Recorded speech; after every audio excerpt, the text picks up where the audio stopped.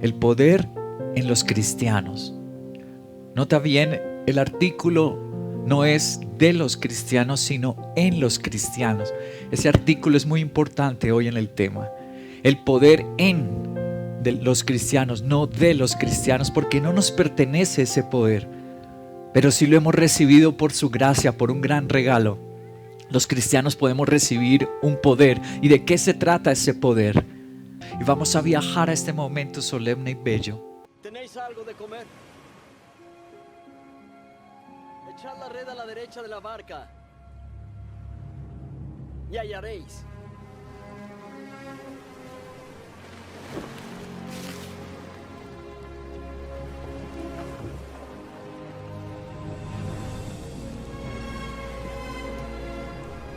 Es el Señor. Traed de los peces que habéis pescado ahora. Venid, comed.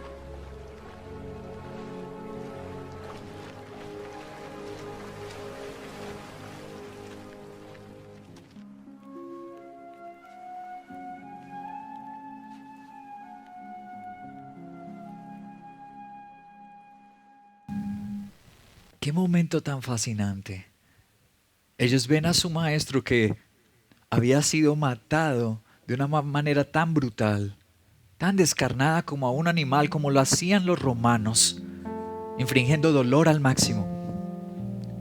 Ese dolor y toda esa furia fue descargada sobre el Hijo de Dios. Ellos lo vieron, es más, se escondieron, tuvieron miedo que ellos también les pasara. Pero luego, qué sorpresa, a orillas del lago de Galilea, como sucedió unos 3 años antes cuando el Señor los encontró, una vez más se aparece a ellos y no habían pescado nada. Otra vez no tenían para pagar los impuestos, otra vez con deudas para el arriendo, para la comida y para sus necesidades otra vez. Y nuestro Salvador les dice: lancen la red al lado derecho. Y otra vez les da de comer, otra vez los saca del apuro. Ellos se acercan a la playa y el Señor tiene pescado y come con ellos. Resucitado nuestro Señor. La Biblia es tan radical sobre este tema. Este tema ha sido motivo de la controversia entre los ateos. Tal vez es el mayor bastión que ellos usan para atacarnos, pensando que y señalándonos que estamos siguiendo una mentira, que Jesús no resucitó. Te voy a mostrar lo que dice la Biblia. Primera de Corintios capítulo 15 verso 14. Dice: si Cristo no ha resucitado, nuestra predicación no sirve para nada. Mira lo radical que se pone Dios, y usó al apóstol Pablo para decir: si no hay resurrección, ¿qué pasa con nuestra fe? Nuestra fe no sirve para nada. Ahora, Hechos de los Apóstoles capítulo 3 versículo 15. Dice: ustedes mataron al autor de la vida, pero Dios lo levantó de entre los muertos. Dios lo resucitó de entre los muertos. Y de eso nosotros somos testigos. Ahora, Hechos de los Apóstoles capítulo 10 versículo 39 al 41 dice: nosotros somos testigos. Otra vez están hablando los apóstoles. Nosotros somos testigos de lo que hizo en la tierra de los judíos y en Jerusalén. Lo mataron colgándolo de un madero, pero Dios lo resucitó y dispuso que se apareciera, no a todo el pueblo, pero sí a nosotros, testigos previamente escogidos por Dios, que comimos y bebimos con Él después de su resurrección. Ellos dicen: somos testigos. Es decir, ellos dicen: si no se efectuó la resurrección, la Biblia nos dice mentiras. Ahora, Primera de Corintios en su capítulo 15 verso 17 dice: y si Cristo no ha resucitado, la fe de ustedes es ilusoria y todavía permanecen en sus pecados. Romanos en su capítulo 4 versículo 25 dice: Él, Jesús, fue entregado a la muerte por nuestros pecados y resucitó para nuestra justificación. Ahora nos dice que por la resurrección nosotros ya no estamos condenados. Mira la manera tan radical en que la Biblia se refiere a la resurrección. Voy a hacer el resumen. 3 cosas dice. Primero, si Jesús no ha resucitado, nuestra fe no sirve para nada. Tremendo. Nuestra fe es inútil, no veríamos milagros, no veríamos la gracia de Dios, no veríamos su paz. Sería inútil nuestra fe. Lo segundo que dice, la Biblia sería una mentira. Porque el Nuevo Testamento lo escribieron los apóstoles, los discípulos. Y dice, nosotros somos testigos de la resurrección. Es decir, todo lo que ellos escribieron sería una mentira. La Biblia sería una mentira si Cristo no resucitó. Y lo tercero, dice que si Cristo no hubiera resucitado, no hubiéramos sido justificados. Permaneceríamos en nuestro pecado. ¿Eso qué significa? Que el día de nuestra muerte no iríamos al cielo. Si no hay resurrección, estaríamos condenados. 3 cosas importantes se atreve a decir la Biblia acerca de la resurrección. Inútil es nuestra fe. La Biblia dice mentiras y estaríamos condenados si no hay resurrección. ¿Qué es el elemento más importante de nuestra fe? La resurrección de nuestro Salvador Jesucristo. Por esa resurrección experimentamos el poder del perdón. ¿Cuántas veces tú has entrado a la oración lleno de una carga inmensa? Pero cuando sales de la oración te sientes ligero como una pluma en el aire. ¿Cuántos te has sentido antes de entrar a la oración como los seres humanos más traidores, peores que Judas se han sentido porque fallaron a Dios, fallaron a su familia, a sus seres queridos, les dijeron mentiras, los atropellaron o los insultaron? Pero vas a la oración, derramas tus lágrimas y le dices, Señor, perdóname, me siento como un villano. Y sales de ahí y te sientes perdonado y justificado. ¿Cuánto les ha pasado eso?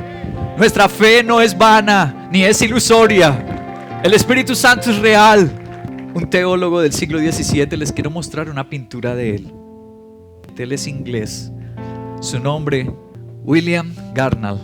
Qué importante es él. Pastor de esa iglesia. Esa iglesia se llama la iglesia de San Pedro y San Pablo, Peter and Paul. Se llama la iglesia de Benham. Esa iglesia, ¿por qué es tan visitada? Por su estilo gótico. Es una joya de la arquitectura gótica esa iglesia. Por eso es supremamente visitada. Pero para nosotros es el recordatorio de un hombre de Dios, este teólogo magnífico, William Gurnall, cómo escribió sobre la resurrección. Quiero que leas esta frase que él dijo. Mientras los cielos derraman su influencia sobre el mundo inferior, otorgándole la vida y fructificándolo, la tierra nunca devuelve nada a cambio, ni un mísero soplo de energía para hacer que el sol brille con más esplendor. Precioso Dios lo que dice, hermoso lo que dice, lo que nos está explicando este teólogo. Cristo nuestro Señor es el sol. Nada que hagamos puede hacerlo a Él más poderoso. Nada podemos hacer nosotros más para hacerlo a Él más santo o más divino. Nada. Nosotros no podemos devolverle nada porque Él es el Dios todopoderoso. Así como la tierra no puede hacer nada por el sol. Todo el comportamiento de la tierra, hayan tormentas, hayan tempestades, hayan terremotos, no importa lo que haga la tierra, el sol sigue siendo el sol. El sol sigue brillando y así tan sabiamente nos está explicando William Gurnall que eso de la resurrección de Cristo es un poder extraordinario que nos trae el perdón, la justificación, la gracia de Dios y la salvación. Y nosotros no podemos hacer nada por eso. Todo es gracia y regalo divino. Bello como lo explica. Ahora, como les dije, la resurrección, desde el mismo momento que sucedió, al tercer día después de la crucifixión, 3 días después de la celebración de la Pascua, empezó a levantar los más feroces enemigos y perseguidores. Quiero mostrarles a uno de esos enemigos que decía: la resurrección es una mentira, es una falacia que se está predicando desde una secta. Así les llamaron en el Imperio Romano a los cristianos al inicio, una secta. Y uno de los más crueles enemigos, asesino de cristianos, fue este. Miremos.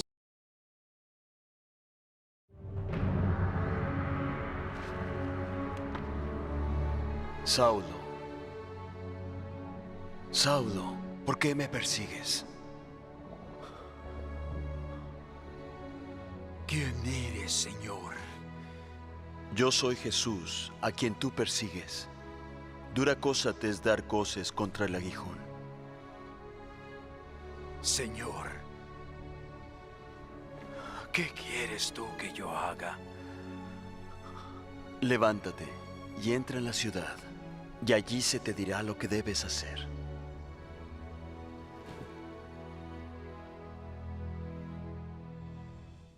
Impresionante.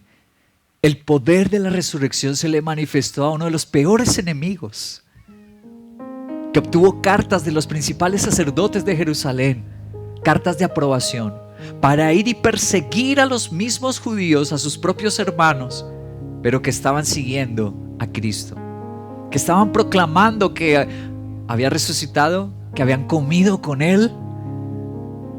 Este hombre, que cuando va a una de estas misiones hacia Damasco, es derribado por tierra, cae al piso y una luz lo deja ciego por 3 días. ¿Cómo se llama él?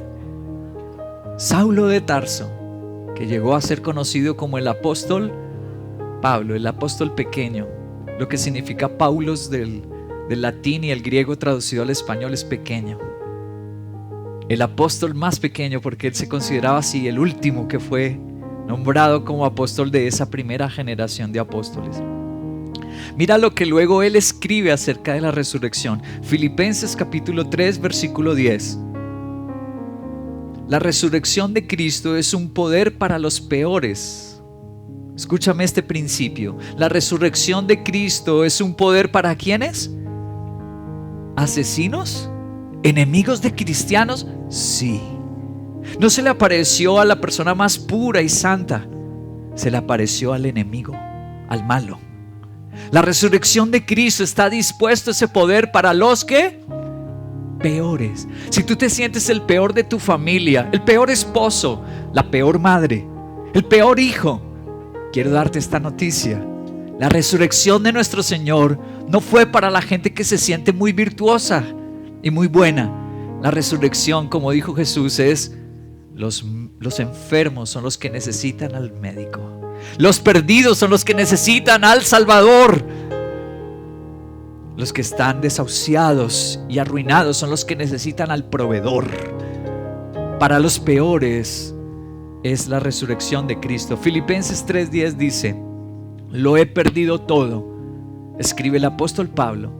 Lo he perdido todo. El que antes perseguía, el que antes era enemigo, dice ahora lo perdí todo, para experimentar el poder que se manifestó en su resurrección, participar en sus sufrimientos y ser semejante a Él en su muerte. Qué cambio tan radical.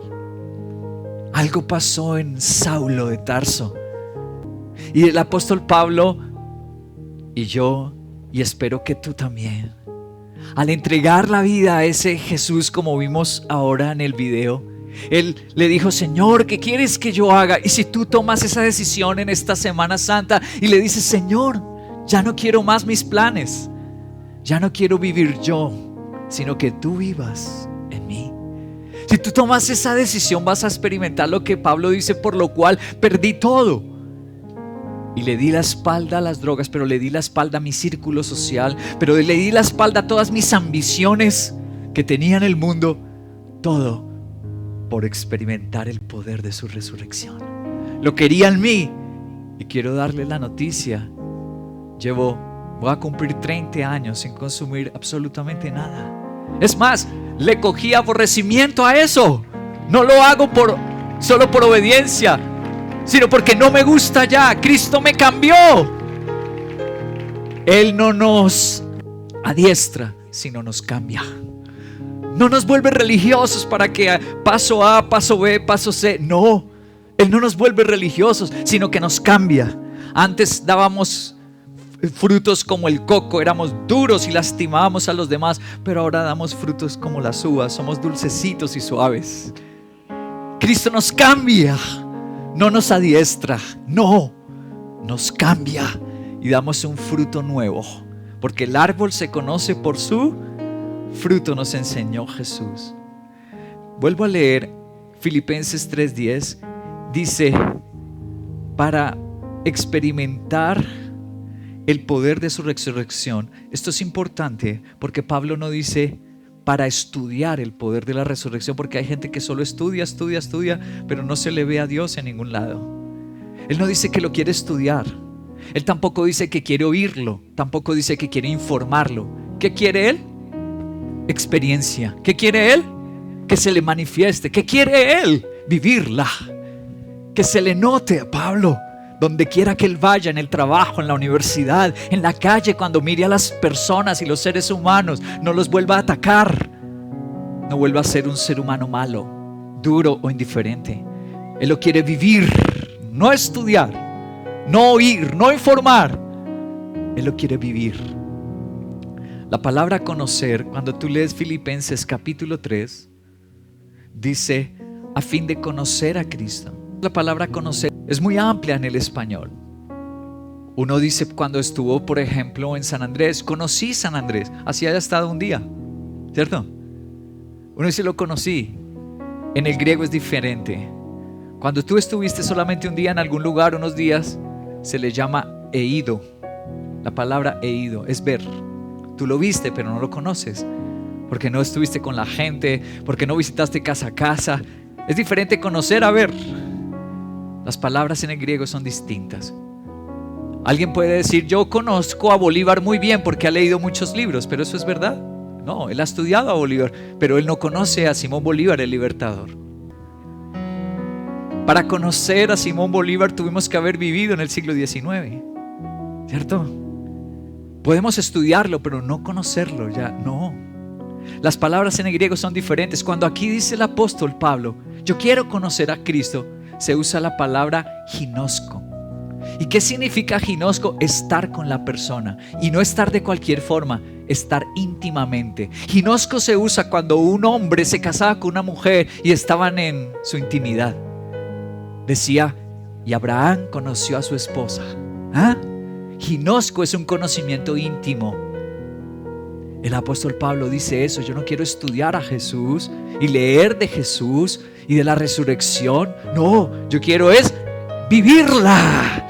¿Cuántos quieren eso esta mañana, en esta Semana Santa y en su vida? Vivirla. Que ese poder que levantó a Cristo los levante a ustedes y a mí. Que ese poder del Espíritu del Señor que regeneró el cuerpo que se estaba descomponiendo, las células que estaban muriendo. ¿Cuántos los quieren en su vida?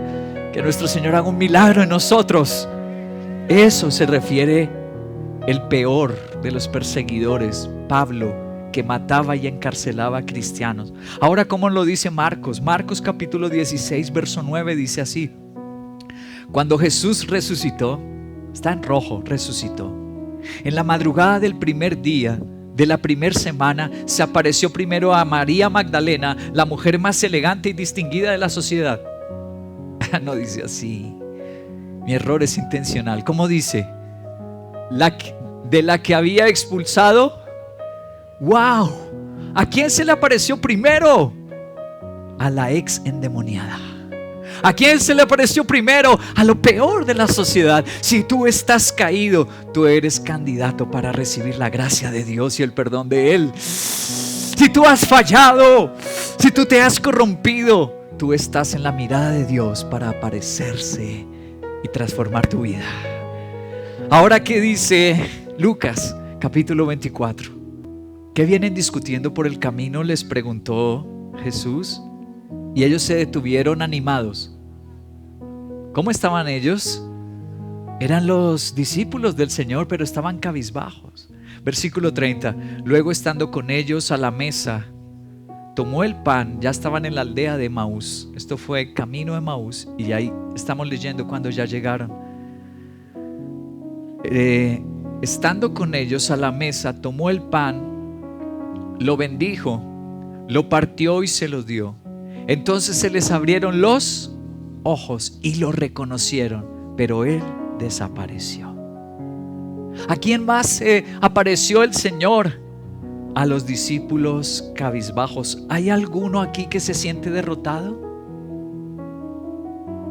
¿Habrá hoy aquí un seguidor de Jesús que se siente en desánimo, en derrota? ¿Habrá alguien así hoy? La resurrección del Señor, su poder es para ti, para el enemigo, para el exendemoniado y para el que se siente totalmente fracasado y derrotado.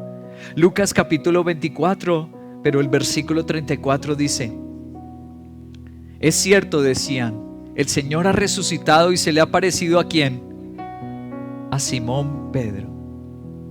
Para ese momento Simón Pedro era el que lo había negado 3 veces. Simón Pedro era el que se había apartado. Nuestro Señor, el poder de su resurrección es también para los que se han apartado. Tú te apartaste de la iglesia un día. Tú le diste la espalda a servir al Señor un día. Él te puede volver a abrazar y te puede volver a levantar, porque el poder de su resurrección es para los peores. Se le apareció al traidor Pedro, se le apareció a la ex endemoniada que la tenía todo mundo en su boca y hablaban mal de ella, María Magdalena. Se le apareció a los cabizbajos y derrotados discípulos que iban hacia la aldea de Maús. Se le apareció a Pablo, el que perseguía, hablaba mal de la iglesia y hasta asesinaba a cristianos. El poder de su resurrección es para los peores, para los caídos. En una de las versiones de la Biblia más antigua que tenemos está aquí. Les llaman la Vulgata Latina, siglo IV después de Cristo. Jerónimo de Estridón se llamó él, el que se le asignó el encargo de hacer la traducción. Jerónimo de Estridón. Ese cuadro que tenemos al lado es del famoso pintor Alberto Durero, el español. Lo pintó allí a Jerónimo escribiendo. Esta es la versión más antigua que tenemos de las Sagradas Escrituras, la Vulgata Latina, y ahí está Jerónimo. ¿Y por qué la traigo? Cuando tú lees el Salmo 16, estás leyendo el Salmo de la Resurrección. Dios tomó al rey David y le describió la resurrección. No dejarás mi alma en el Seol. ¿Tú has leído eso? Es el Salmo 16. Está hablando de Jesús. A tu siervo no lo dejarás, su alma en el Seol. Dios lo levantó de los muertos. Pero cuando tú lees el versículo 2 del Salmo 16, dice: tú, Señor, eres mi Dios y no hay para mí bien fuera de ti. No hay ningún bien para mí fuera de ti. Pero cuando tradujeron la Vulgata Latina, te voy a mostrar cómo la tradujo Jerónimo de Estridón. Dixi Dominus meus, estu quoniam bonorum meorum non ex, que traduce al español: dije al Señor, mi Dios eres tú, por cuanto no tienes necesidad de mis bien. ¡Wow! Mira lo que dijo, cómo lo traduce esta versión, la más antigua. ¿Qué? Dios no necesita nada de los humanos. La resurrección, como el sol a la tierra no le da nada al sol, pero sin el sol la tierra muere. Si no hubiera sol, la tierra moriría, toda la vida moriría. Así lo está describiendo Jerónimo de Estridón, el Salmo 16 en la Vulgata Latina. Dios no necesita de nosotros, pero yo sí necesito de su resurrección. Él es mi vida, y si Él no resucitara, yo no tendría vida. Le das gracias al Señor por su resurrección. Él es mi sol de salvación. ¡Wow! El siguiente principio que debo enseñarte de las Escrituras es que la resurrección de Cristo fue preparada desde la antigüedad.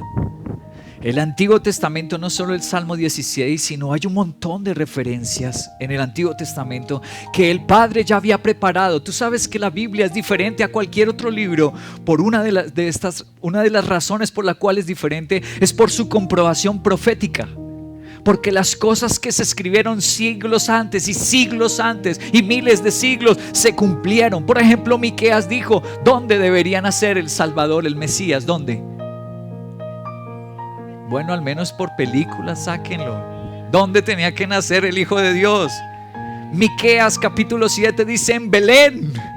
¡Wow! La comprobación profética de las Escrituras es excepcional. Si el Hijo de Dios muere antes de llegar a la cruz, algún mal golpe que le dan con el flagellum, así le llamaban al látigo, el flagellum.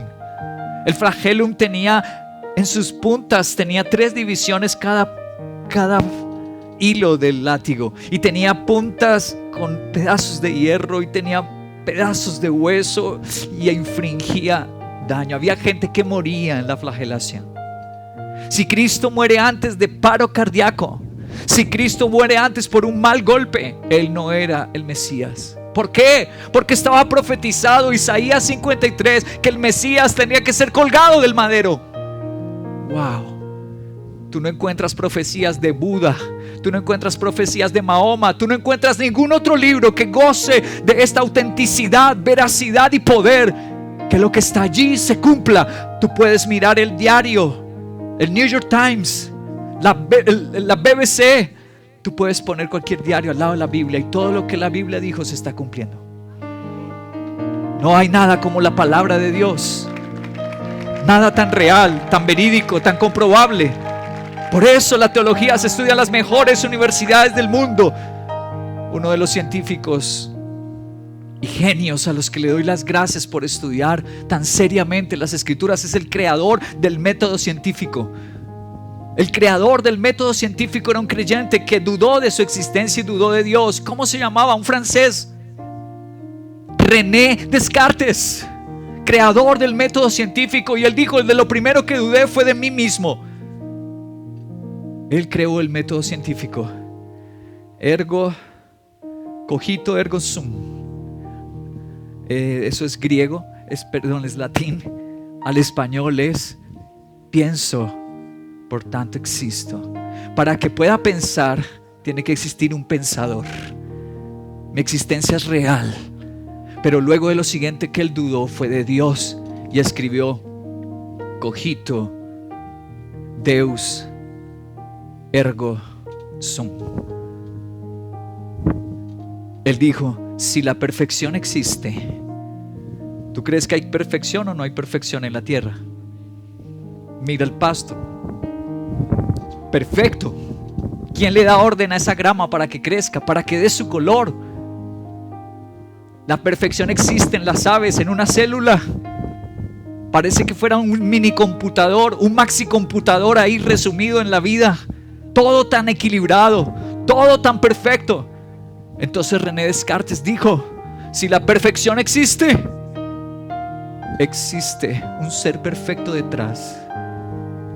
Y ahí tuvo su gran descubrimiento y su gran conversión, el gran René Descartes. No puedo dudar de mi existencia y no puedo dudar de la existencia de Dios. La resurrección de nuestro Señor estuvo mostrada en el Antiguo Testamento. Miremos este video.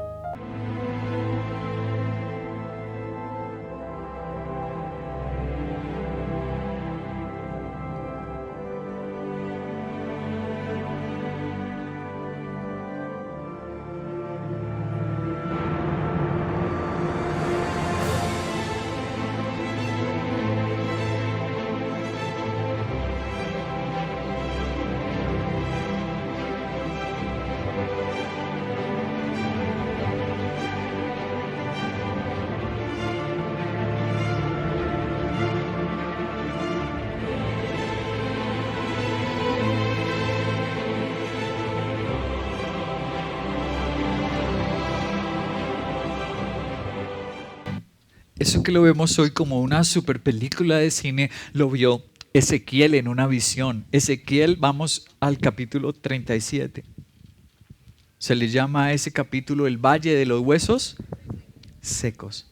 Yo profeticé tal como el Señor me lo había ordenado, y el Espíritu entró en ellos. Entonces vivieron y se pusieron de pie. Era un ejército numeroso. Dios le mostró como una película, un video a Ezequiel de la resurrección que Cristo vendría a efectuar.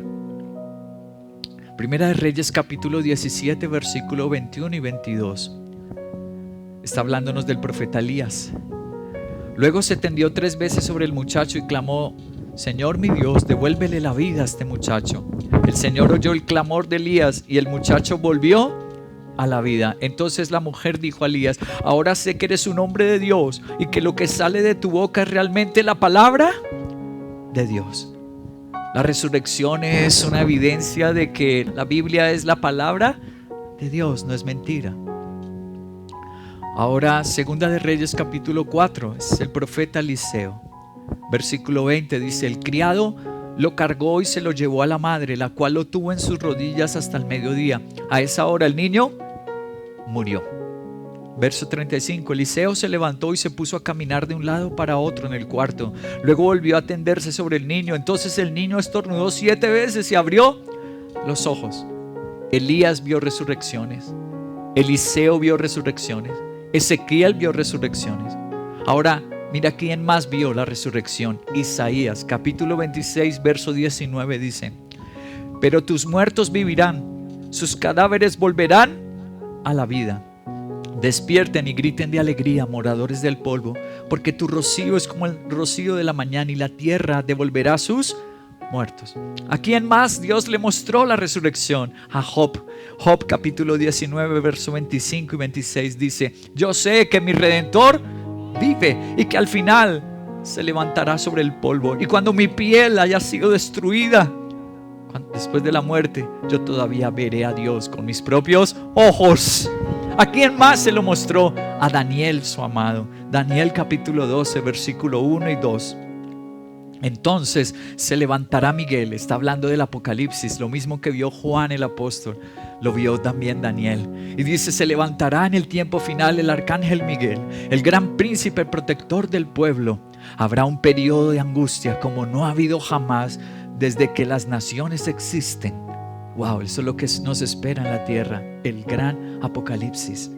Pero tu pueblo será liberado, todos los que están escritos en el libro. Te pregunto, ¿tu nombre ya está escrito en el libro de la vida?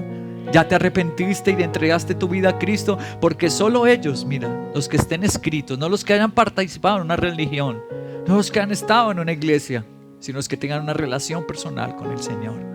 Dice: los que estén escritos en el libro, del polvo de la tierra se levantarán las multitudes de los que duermen, algunos de ellos para vida eterna, pero otros para quedar en vergüenza y desprecio eterno. Bueno, y hay muchas más personas a las que Dios les mostró la resurrección. Les muestro, tenía que suceder porque estaba profetizado. El gran poder de Dios se iba a manifestar para salvarnos después de la resurrección de nuestro Salvador Jesús. Y por último quiero decirles, la resurrección de Cristo es una fuente de incontables bendiciones. ¿Qué nos trae conocer la resurrección, experimentar la resurrección? ¿Qué nos trae? Fuente incontable de bendiciones. Hechos de los Apóstoles capítulo 3 verso 26 dice: cuando Dios resucitó a su siervo, lo envió primero a ustedes para darles léanlo por favor. Lo resucitó para darnos ¿qué? La bendición a cada uno que se convierta de sus maldades.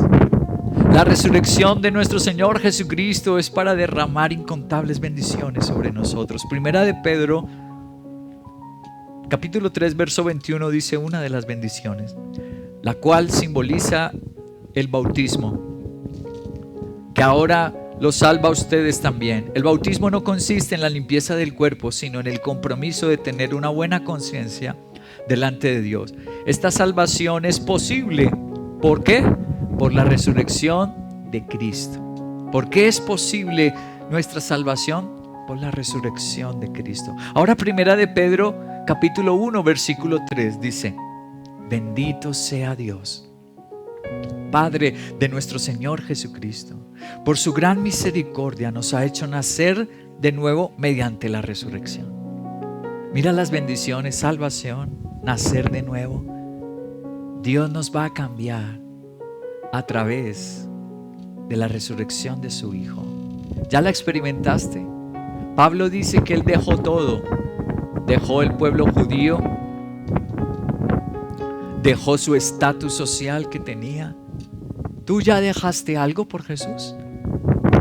¿O sigues en tu vida del mundo y tu vida del pecado? ¿Qué estás dispuesto a dejar? Dios en esta Semana Santa te trajo a esta iglesia para que experimentes la bendición de su resurrección. Las múltiples bendiciones que hay. A María Magdalena la liberó de demonios. A los discípulos que ya eran cristianos pero estaban derrotados y desanimados, los restauró y los levantó en la aldea de Maús. ¿Qué necesitas tú? Hay una incontable bendiciones, como aprendimos en los colores de la bendición de la vida cristiana. Poikilos es el término griego, múltiples colores. Traje un ejemplo excepcional. Un exateo. Me encanta explorar sus vidas de los exateos, cómo encontraron a Jesús. Pero este exateo es de la élite intelectual. No es cualquier vagabundo de la calle, fracasado e ignorante. No, es un hombre extremadamente preparado, excepcional. Y ha escrito unos libros ahora de apologética increíbles. Fue por culpa de su esposa que se convirtió, porque su esposa empezó a ir a la iglesia. Él, siendo ateo, trabajando para uno de los principales diarios, siendo investigador y escritor de uno de los principales diarios del mundo en los Estados Unidos. Y su esposa empezó a ir a la iglesia y le dijo: ¿para qué vas a escuchar charlatanes y mentiras y fábulas? ¿Para qué? Y ella dijo: yo necesito a Dios y quiero a Dios para poderte amar, y si no te dejo. Y este hombre dijo: entonces yo te acompaño. De verdad así fue. Suena gracioso, pero así fue la historia. Le han hecho una película a la vida de él. Así fue. Y cuando él se sentó al lado de su esposa para no perder su matrimonio, porque la amaba sinceramente, él dijo que no podía soportar las prédicas. No podía soportar, porque para él eran mentiras y fábulas. Entonces dijo: voy a hacer algo calladamente sin que ella sepa. Voy a hacer una investigación para descubrir la farsa del cristianismo. Y cuando tenga todos los hechos y toda la investigación, la voy a hacer publicar en los diarios, y así ella ya deja venir a la iglesia. Ya me quito este problema. Y haciendo la investigación, este gran ateo encontró a Jesús y que la resurrección era verdad. Que se les quiero mostrar un documental que se estrenó apenas el año pasado, de algo que le pasó a él. Estuvo a punto de morir y Dios se le manifestó. Y empezó a hacer un trabajo documentado sobre la resurrección. Hicieron un documental que se estrenó el año pasado en los Estados Unidos. Aquí les quiero mostrar unos.